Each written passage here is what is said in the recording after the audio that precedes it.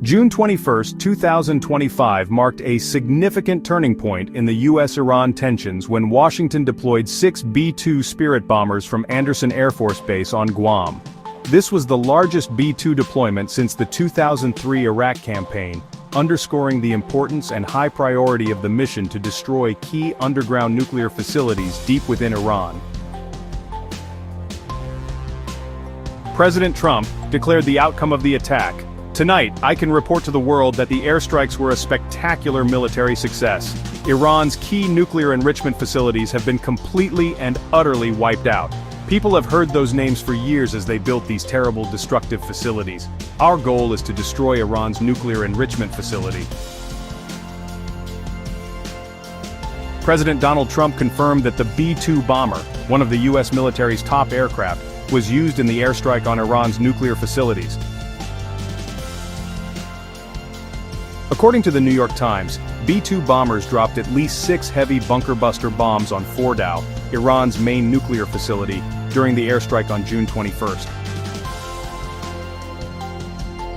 Meanwhile, submarines launched 30 Tomahawk cruise missiles at Iran's Natanz and Isfahan nuclear sites. The White House has released photos taken inside the Situation Room during the U.S. airstrike on Iran's nuclear facilities. In the photo, President Donald Trump is seated at the center of the command table, surrounded by key members of his national security team, including Vice President J.D. Vance, Secretary of State Marco Rubio, Secretary of Defense Pete Hegseth, and White House Chief of Staff Susie Wiles. These photos were taken during U.S. airstrikes targeting Iran's Fordow, Natanz, and Esfahan nuclear facilities with precision bombing. Each B-2 bomber is capable of carrying 2 GBU-57 bunker-buster bombs, also known as massive ordnance penetrators. These bombs weigh 30,000 pounds each, and, they're specifically designed to penetrate reinforced underground concrete structures. The primary target is believed to be the Fordow nuclear facility, where Iran conceals weapons-grade uranium enrichment activities in a bunker more than 295 feet deep. Military officials have previously described this as an off-limits zone to conventional weapons. A notable tactical point this time is that the B-2 was refueled immediately after takeoff, indicating it may have taken off with a maximum payload, carrying a full complement of MOP from the start. This only happens in missions that demand rapid deployment and extreme precision where, honestly, every minute can impact the ability to maintain the element of strategic surprise. Alongside that, the E-4 Bravo, nicknamed the Doomsday Plane, was also activated. This aircraft serves as the United States Airborne Strategic Command Center, capable of maintaining real-time global war command even in the event of a nuclear attack. The deployment of the E-4 Bravo indicates that the Pentagon has escalated this operation to a global command and control level rather than just a single airstrike. Another important factor to emphasize is that Andersen Air Force Base on Guam was chosen instead of Diego Garcia, which is closer to Iran because Guam has specialized hangars for B-2 bombers, stronger defense capabilities, and most importantly, greater security against surveillance from Chinese satellites or sudden air and hypersonic missile attacks. It's no coincidence that Fordow became the focal point of the United States airstrike campaign. This nuclear facility is Iran's most heavily protected site, located more than 295 feet beneath layers of concrete, rock, and steel, a depth that is virtually impenetrable to all conventional bombs. For years, this facility was considered a no-go zone for both Western intelligence and air forces. But times have changed since 2024. Analysts have been continuously warning that Iran shows signs of restarting uranium enrichment at the 90% level, the threshold for nuclear weapons, right at the Fordow facility. Reports from the IAEA, along with intelligence sources from the United States and Israel, have all indicated a sharp increase in technical activity, material flow, and personnel inside this site. There's no need to wait for Iran to declare possession of nuclear weapons. Washington already considers that a red line. The only weapon capable of effectively striking Fordow is the GBU-57 MOP bomb, a munition that can penetrate through dozens of feet of concrete before detonating. The U.S. Air Force spent more than a decade perfecting a combined attack strategy that integrates stealth, precision, and penetrating power, all centered around the unique design of the B-2. For over 10 years, B-2 pilots have been training with simulated attacks on Fordow during exercises in the Nevada and Utah deserts, accurately replicating Iran's rocky, mountainous terrain. Another key factor prompting the United States to act quickly was concern over Iran's new defense capabilities. Although the S-300 system, purchased from Russia and deployed around Fordow, isn't the most advanced when combined with early warning networks, domestic radar, and medium-range surface-to-air missiles, Iran could inflict significant damage on any intrusion if the United States reveals its intentions in advance. Therefore, deploying the B-2 from Guam is a strategic move designed to ensure complete surprise. The B-2, with its near-total radar invisibility, high-altitude flight, and steady cruising speed, is the only aircraft capable of approaching targets without leaving any trace. When coordinated with F-22 and F-35 fighters tasked with suppressing air defenses and jamming radar, Iran's defensive vulnerabilities become even easier to exploit. While Iran continuously fired missiles at Tel Aviv and threatened to close the Strait of Hormuz, Israel, with near-perfect precision, launched a counterstrike that halted all of Tehran's core ambitions. But the campaign did not stop at Iraq. Within 48 hours, the IDF carried out coordinated airstrikes on the centrifuge plant in Karaj, the rotor manufacturing facility for centrifuges on the outskirts of Tehran, and the uranium conversion complex in Isfahan, and the Fordow underground base, nuclear, which is considered inviolable because it is located deep inside a mountain. Although Israel has not officially disclosed the extent of damage at Fordow, intelligence reports that sources indicate the site has endured at least 3 bombing raids using bunker buster for bombs.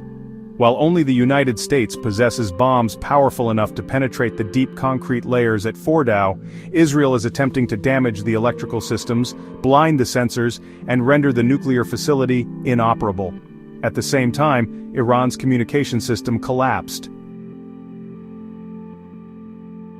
The national broadcaster, IRIB, suddenly aired footage of protest calls to rise up against the government, with the Rising Lion campaign symbol prominently displayed in the corner of the screen. Faced with unprecedented embarrassment, the IRGC ordered a complete internet shutdown, citing defense against cyber attacks and drones from Israel as the reason. Combining airstrikes, electronic warfare, cyber attacks, and psychological operations, Israel is deploying a striking, comprehensive modern warfare model, targeting every aspect of Iran's power. It's not just about bombs and ammunition, it's about striking at the belief, symbols, and mindset of the Ayatollah regime. Meanwhile, Tehran is almost powerless to mount an effective response. Israel's interception rate remains high, despite some casualties in civilian areas. Iran's missile launchers were continuously destroyed shortly after being activated, and although Iran fired dozens of Shahab-3 missiles, only a small portion of them managed to penetrate over Israel's multi-layered defense system. But there is one more target, the highest and most dangerous one, that, according to Israeli intelligence sources, the Indicate operation is targeting: Ayatollah the Supreme Leader Ali Khamenei. A question that has lingered for days is whether the United States will stay out of the war, or if it will go and join the fight. Signals from Washington indicate that the decisive moment is very near. According to multiple sources from the Pentagon, President Donald Trump has approved plans for airstrikes against Iran, but he has not yet given the final green light. This is a calculated move, allowing the U.S. to stay ready while still maintaining diplomatic leverage. However, on the ground, the United States did not wait.